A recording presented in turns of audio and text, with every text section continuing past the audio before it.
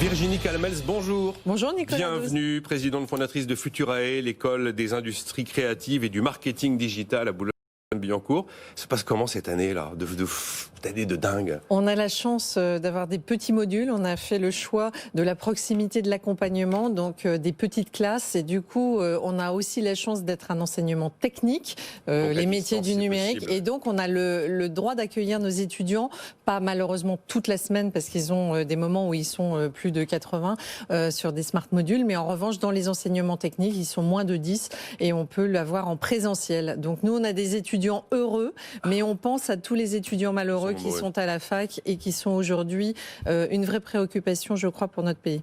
D'ailleurs, c'est l'une des raisons qui pousse un petit peu le contrat mondial. Vous achetez la Virginie Calmels parce qu'effectivement, il y a un petit parfum fiscal, même si on met le mot compensation. Ce que je trouve formidable, c'est qu'il faut avoir des buts, des objectifs et des challenges qui soient très élevés pour finalement peut-être arriver à quelque chose qui sera... Voilà. Et je pense que là, il y a une ambition réelle, il y a une vision, il y a une ambition.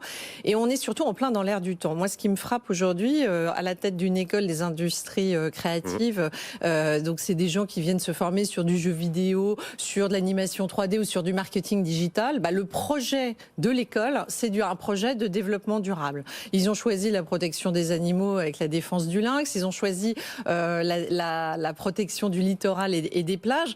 Et c'est très important, et c'est pour ça que je trouve que Denis Père apporte une fois encore souvent plutôt un temps d'avance qu'un temps de retard dans ce qui nous amène comme point de réflexion et comme proposition. Parce qu'aujourd'hui, on voit bien que notre jeunesse, elle est totalement mobilisée, focalisée sur ces questions environnementales.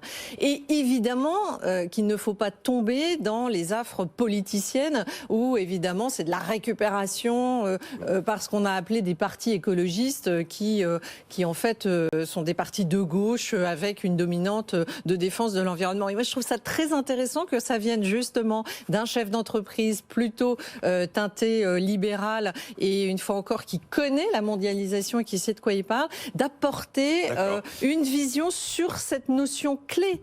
Les normes environnementales et les normes sociales pour le monde de demain vont sans doute être pour nos enfants et nos petits-enfants la priorité numéro 1. Alors, on aurait tendance à se dire que c'est une priorité de riches quand on est en pleine crise. On a peut-être un peu tendance à se dire, attendez, vous êtes gentils, mais...